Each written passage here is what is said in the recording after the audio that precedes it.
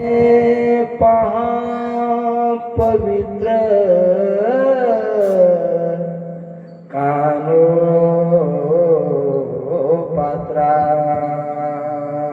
हे अनंता, अरे कानो पात्रा पवित्र है, पवित्र है। कुठेच न्यायचं नाही कानोपात्राला, इथेच कानोपात्रा राहू दे।